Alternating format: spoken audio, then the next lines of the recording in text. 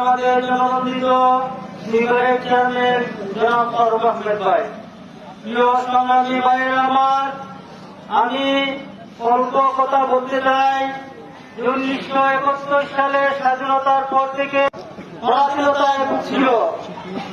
সংগ্রামী ভাইয়েরা আমার, যে ছাত্র আন্দোলনের মাধ্যমে 2024 সালে যে স্বাধীনতা আমরা পেয়েছি, এই স্বাধীনতাকে অক্ষুণ্ণ রাখার জন্য আমরা একত্রভাবে আমরা